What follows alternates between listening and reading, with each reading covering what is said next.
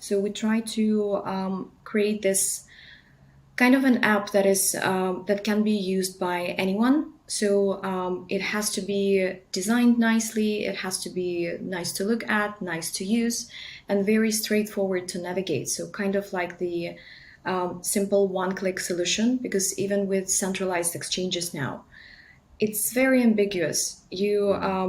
I remember the first time when I was opening centralized exchanges, I had to go to YouTube and search for different how-to videos and guides because you don't know where to go. You don't know what to do. There is limited guidance. So we're trying to avoid this. Greetings, everybody. It's me, Bryn from MarketSquare.io, and I am here today with the amazing Kseniia Baziian of Polkadex. Welcome. Hi, Bryn. Thank you for inviting. Yeah, it's wonderful to have you here today. So obviously, with the way these things work, just a little bit of an introduction. Could you tell me a little bit about how you got into the world of crypto and, moreover, decentralized finance? Definitely. I think I had quite a long journey of disbelief, as many people in crypto. So I first learned about Bitcoin from a friend of mine who was on the mining side. But to be honest, I didn't pay that much attention to this. It was about 5 years ago. So I heard him talking about this for a couple of years, and then I decided to check actually how is it working, what is it, and I was amazed because my background is in banking and finance. So initially, I wanted to be in traditional finance, but it somehow never worked out for me.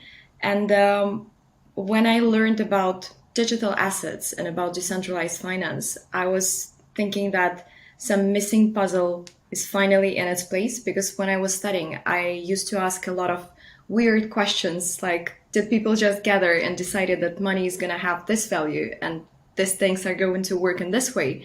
So I think my parents were really worried that they're wasting the money on my education.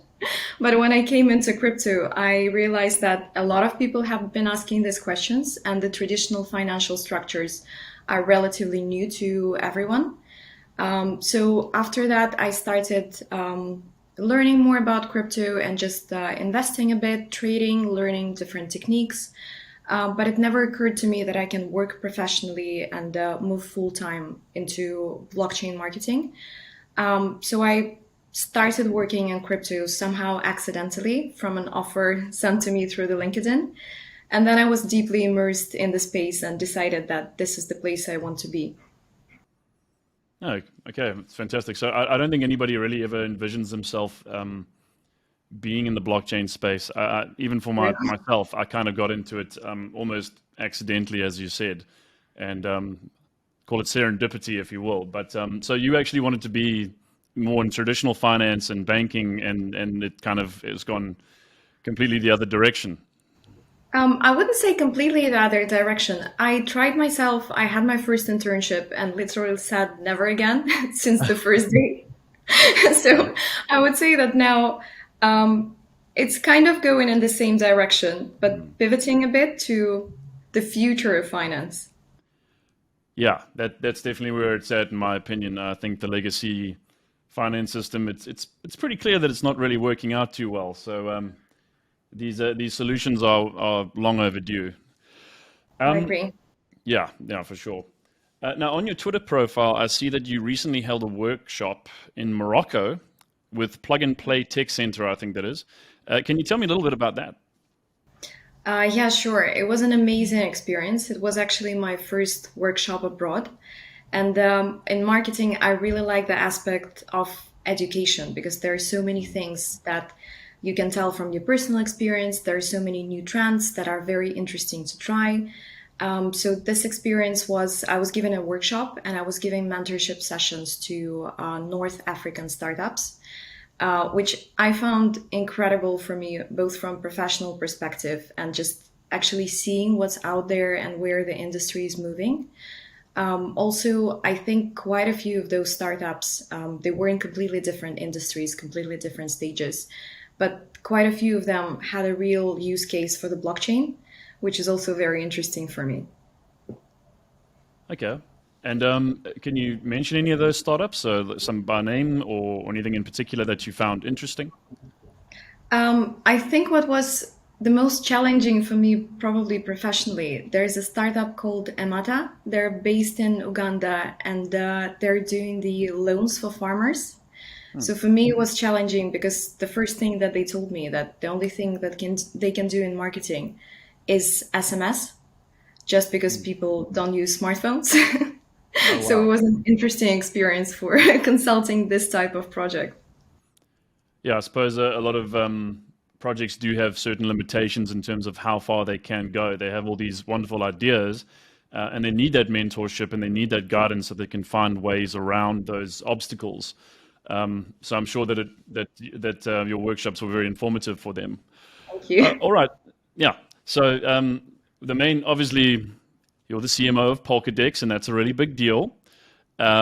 And you guys recently launched your mainnet, which is, congratulations, fantastic. It's a major milestone. What has the feedback been like so far? So far, it has been really going well. So we have over 500,000 of PDEX tokens staked at the mainnet now, which is a big deal.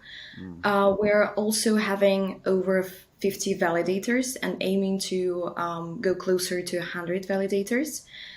We have a lot of really good feedback, a lot of community involvement of different partners working with us, community creating videos, creating guides. So the feedback has been overwhelmingly good. Yeah, so going well by far. Oh, that's fantastic news. Not that we really doubted it. I think just watching the progress with the project and obviously having written about it and researched it personally, it's very very impressive what you guys are doing. A lot of world firsts really for DeFi and for crypto, and the community involvement, as you say, has been enormous from what I can tell. And it's great to hear that you've had such unanimously good feedback on the whole package, I guess, combining the best parts of CFI with DeFi. Um, yeah, but that's amazing, of course. Um, so with Polkadex, of course, it's a team effort. It's an ambitious project. There's no doubt about that. What is the team like, and how have they influenced the way you view the world of blockchain technology? I feel like we're a perfect blockchain team in the sense that when someone is asking me where is Polkadex based, we're global. We Mm. are completely scattered all over the world. So I think the only continent that Polkadex does not cover yet is Australia. So Mm. everything else is covered. We have a team of really brilliant people. We are at the moment very heavily focused on development. So majority of people in the company are developers. But we're also, meanwhile, building up the business team through marketing, through business development, and the management functions. Because I think with the launch of the product, Polkadex is really going places. So the team is going to be growing really rapidly soon. Excellent, excellent. And is there anyone in particular in your team who kind of really runs the show, or is there like or is it more just everybody kind of just handling their own little sections? How does the dynamic work with the team? So we have three co-founders. They're all from India. They're Mm. really a bunch of brilliant people. Two of them are now at their final year of the college, and Polkadex as a technology was the project that they received the grant for, and then it's kind of spiraled from there. Then we have our executive director who's running more the business operations and the general strategy of the business. The rest of the team, our CEO is also the CTO, so he's running all the development work. Then we have Chief Operational Officer, who's the third co-founder, and we have me, who's in charge of marketing, different partnerships, and all of this direction. Okay, well, yeah, definitely a team effort. Sounds like some really brilliant minds and concepts being put into practice here, which is fantastic. And that's also the wonderful thing about crypto is how it's able to leverage so much brain power and talent from across the globe and just transcend those traditional barriers of space. So I think that's one of the best aspects of it. So it's great to see that happening so much with Polkadex. Um, All right. So crypto is all about collaboration and partnerships, and obviously you guys are partnered with us here at Market Square, and we value that. How important have partnerships been for Polkadex's development? I would say that they have been very crucial for Polkadex development because we try to grow our ecosystem in different directions. So we partner both from the technical side to the business side, educational side, and anywhere we can really see that we can add value as a project and bring our own expertise to the market. So in terms of the partnership for the product, I think it was the most crucial part by far because we're still building and we're aiming to launch the product at the end of this year and some parts at the beginning of the next year. So this was very important. We also try to develop our skills as a team, both from product side and the management side as well. So we've been accepted to two really important programs for Polkadex. One of them is Substrate Builders, because as we are building in the Polkadot ecosystem, we're building on Substrate. So it's important for us to have this support, to have this expertise from the Parity team, from people who created Substrate framework. Also, we've been part of the CDL program, which is based in Canada. And this is more tailored around the blockchain businesses. So here we're having a lot of mentorship and a lot of valuable lessons in terms of managing the business, in terms of reaching the business goals, and in general, achieving our roadmap ahead. In terms of different business partnerships, we've done, I think, really good stuff with Market Square in terms of educational resources. We're also partnering with a couple of other companies in the same stream. And we've done some fun partnerships with NFT companies, with our partners in the space, because I think in DeFi, what is really impressive is that you can collaborate with people and people are very open to fresh new ideas, both that are adding value to the project and the product itself, and also bringing value to the community, because essentially community are the people for whom we're building all of this ecosystem. Yeah, there's no doubt about it. The community is number one in crypto, and it's a major driving force. And then just in terms of governance and how things are run, changes to the protocol. So it's good to hear that partner. And yeah, it's you've got to have a lot of partners, I think, in a lot of different areas, assisting in various respects, and just extending your reach and just reaching those new audiences and offering that service as an end product.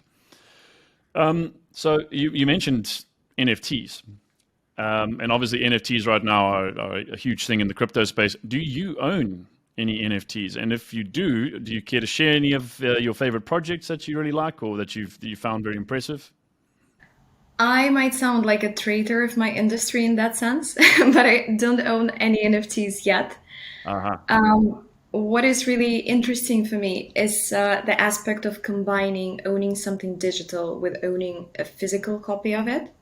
So I'm very interested to see. I've heard about a couple of art things that are doing this. So you buy an NFT and you get the physical copy of the painting or the photo that you have. I've also heard that some really big fashion brands are currently doing this type of model. So I would be very interested to tap more into the space, but I didn't have that much of an opportunity yet. Okay, all right. So you're sort of new to the NFT world, and more interested in kind of the marriage between the digital world and the physical assets that sort of Yes, underpin those. All right, no, that's fine. I I'm think. looking on the side now and trying to find an opportunity to get in. All right, all right. I'm sure that'll come up soon enough. But yeah, NFTs I still think are in the early stages as well. I think we're just seeing some of the first generation stuff. Some with utility, others with more or less utility, rarer. So I think there's definitely a lot of value in the space. There's no doubt about it. There's a huge amount of interest, but I still think we've yet to see what NFTs can really do in the physical world and digitally. Now with Polkadex, I've read about gamification DeFi, and that, and it seems to be pretty important for a lot of projects now, like Pancake Swap and DeFi Land. How will gamification work with Polkadex? Can you tell me about that a bit? Yes, for sure. I think this is one of the funnest steps in our roadmap because this will be something like merging the very serious world of trading and actually working with your money with the fun aspect of having the most out of it and creating something like a game around the whole trading process. We don't have a very clear set of utilities for NFTs yet, but we have a lot of ideas such as rewarding our traders with NFTs, gamifying the trading process through different ranks of traders, doing different competitions and different stuff like that. So I have a couple of projects in mind who might be interested in contributing, and we're in discussions with some of them. So I think it's going to be super interesting for our community. Okay, so will the community get a say in how gamification works, or are you guys just kind of making the decisions? We don't have 100% clear roadmap in these terms yet, but as everything in Polkadex is going to be community run and community governed, definitely we will give the opportunity to our members to run the process and have the final say in how everything is going to work. Okay, so Polkadex is going to be marrying NFTs with DeFi and blockchain-based gaming and that kind of stuff, but you're still trying to iron out the kinks, which is understandable. I guess it's still the early days of the protocol. So, I mean, mainnet launch was just the other day, so it makes perfect sense. All right, so what, in your opinion, is the most crucial aspect that needs to be addressed in order for crypto to be adopted on a global scale? That's a really good question. I've been at the conference last week where the regulations was heavily discussed, and just in general, the future of decentralized trading, the future of DeFi in general. So I would see that there are two aspects. First of all, the regulations, because now crypto is kind of the gray area and the world is really fractured. So you can see different countries adopting different policies or just making it look like crypto does not exist or making crypto look like a big threat for the whole world now. And at the same time, you have countries like US, where in each state you have different policy towards crypto adoption or against crypto adoption. So I think this is the major point because majority of people need to have something tangible. So they need to trust crypto and they need crypto to have this stamp of approval from people who are running the politics, running the countries. So I think this is the huge part. From the technological side of view, I think the big thing now holding crypto from being mass adopted is the usability aspect because a lot of DeFi protocols now are moving towards usable interfaces, are moving towards creating something that is more relevant for not only crypto native people, but also newbies in the crypto space. So in this sense, it's both the design of protocols, design of web pages, the apps, and also the technology that is also, I think, making huge steps forwards in terms of creating very fast and very approachable interfaces. Yeah, accessibility is a major problem, I think, especially with DeFi, just because most people view it as extremely complex. So if the protocol can Yeah, handle a lot of the grunt work, then I think you'll see your user base increase substantially. So definitely. yeah, so I think that's one of the main focuses with Polkadex as well, is just trying to increase that usability and that accessibility, as you mentioned. So I think, Yes, yeah, sorry for interrupting. no, We no, no. pay a lot of attention to this because Mm, the way we envision Polkadex is the apps, the decentralized apps that can be used by any type of trader with any level of crypto knowledge. So be it the person who is completely new to crypto or someone who's crypto native and trading professionally for years or institutions. So we try to create this kind of an app that is that can be used by anyone. So it has to be designed nicely. It has to be nice to look at, nice to use, and very straightforward to navigate. So kind of like the simple one-click solution. Because even with centralized exchanges now, it's very ambiguous. I remember the first time when I was opening centralized exchanges, I had to go to YouTube and search for different how-to videos and guides because you don't know where to go. You don't know what to do. There's limited guidance. So we're trying to avoid this. Yeah, there's no doubt that there's very little guidance in the space. So I think it creates distrust when people feel like they can't access things, and they're like, okay, well, this seems shady, or it's kind of a scam, or whatever it might be, or they're going to lose all their money, or they won't be able to access their funds. And obviously, there are horror stories like that as well. So it's trying to just gain that transparency by improving the protocol and making it more transparent and more accessible. So that's yeah, definitely paramount. All right. So, in the span of your personal career, what would you regard as your greatest achievement so far? That's a tough question. I'm generally very bad at self-assessment and I try to stay in the humble side. Uh, So I think my greatest achievements are in the future. But I would say if I have to choose something, I would say that probably the experiences I have the opportunity to go through, especially this year, because it's kind of the year of firsts for me. And also the people who are surrounding me now, both from the personal side and the professional side. I think this is a good indicator of moving in the right direction for me. that's a great answer. Very diplomatic. I think Thank it you. didn't come across as conceited or anything at all. So that's wonderful. You're right, though. It's definitely about the people you're surrounded by and where you're at professionally. And I think just the kind of I guess overall experience in life you're living. So that's I think that's a better way than rather looking at your instances of achievement. It's more like where I am now, and that's what I have achieved. Everything I've achieved to date is what I have right now. So yeah, no, that's an awesome answer. All right, so what is next for Polkadex, and will you be holding any workshops or presenting at any conferences in the near future?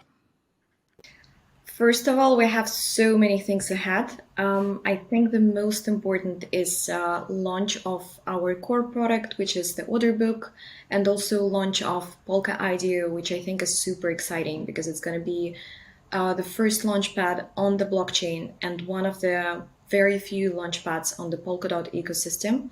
And we see the real need for this kind of product in the industry now. Hmm. Also, we're going to launch Polkapool, which is going to be the traditional swap protocol with different unique features.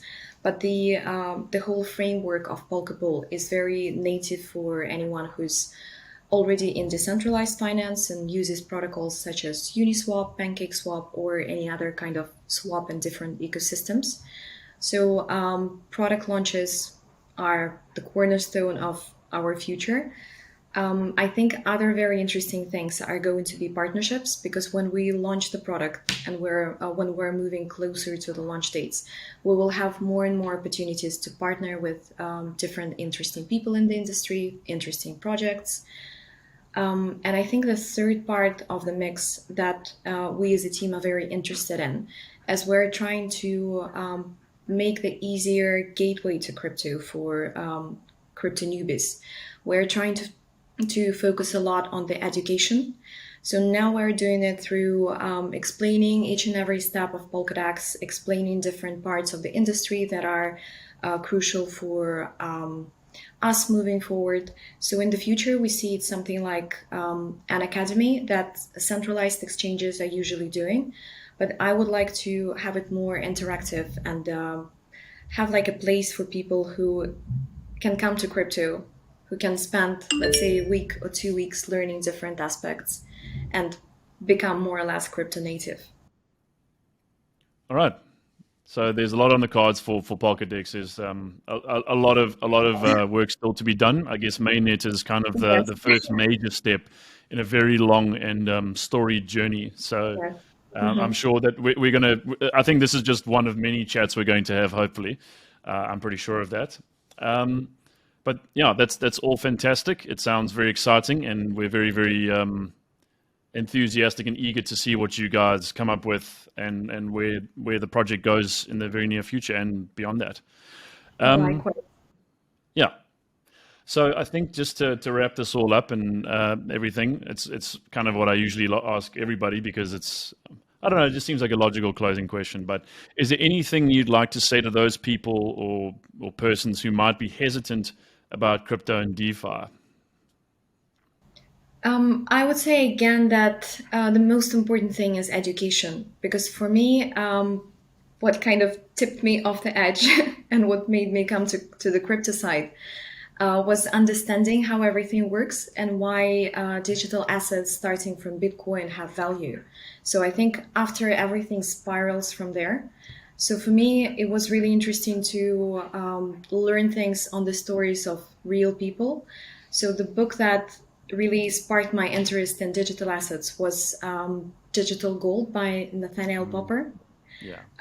What I liked and what I found really unique about it is that I think especially for people who are living in Europe or living in US, the economies that were relatively relatively far from being into economic crisis in the past century or having currency devaluations and these things, it's really important to see that these things are happening across the world, and countries like Venezuela, for example, or Argentina, were going through many currency devaluations, many economic Mm, crises. So there is a huge use case, and there is a huge need for something like digital assets.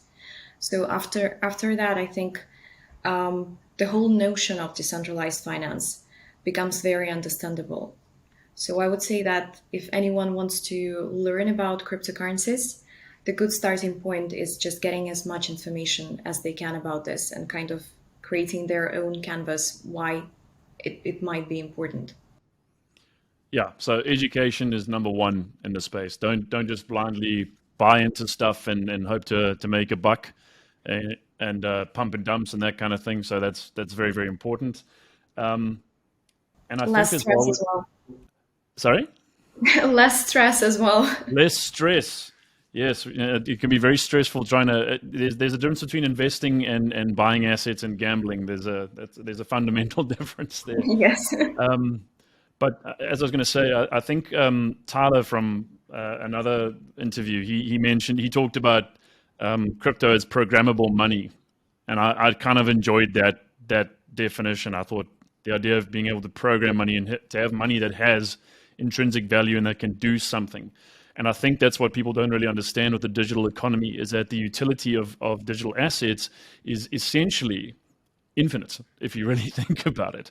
Um, and I think that's what people can't really grasp at this point, just because they have a very finite view of what money is and what value is. And I think we need to move past that, and into a space where we do have a better understanding of the potential to use money in a more meaningful way than just sitting in a bank and being used arbitrarily to finance all manner of different industries, which may in fact be harmful to the planet and to us as a species. So I think there's a huge case, use case rather for crypto. So yeah, I definitely I agree with you. completely agree because if you think about it, this is pure economics. This is creating markets purely based on supply and demand, which is actually how the whole economy was supposed to be. Yes, yeah, precisely. Pure economics is another one I think I'm going to have to quote. It's pure economics. Yes, it's programmable money and it's pure economics. So that's what we need to focus on, and I think that's the takeaway here for me today. All right, Ksenia, I just want to say thank you once again for joining us for this interview. It's been absolutely wonderful having you. We will be watching Polkadex's progress with great interest. As I mentioned, it's yeah, a very, very impressive project. And I think to everyone out there, if you haven't checked it out yet, you're doing yourself a disservice by not checking out the site and the socials and following this project as closely as possible, because it is a major, major game changer, and you don't want to miss out. And we're definitely going to be covering Polkadex as they roll out more features and more services. And yeah, hopefully we'll be talking to Kseniia sooner than later. Thank you so much. Thank you very much, Bryn, for inviting. It was a pleasure. Awesome. Thank you.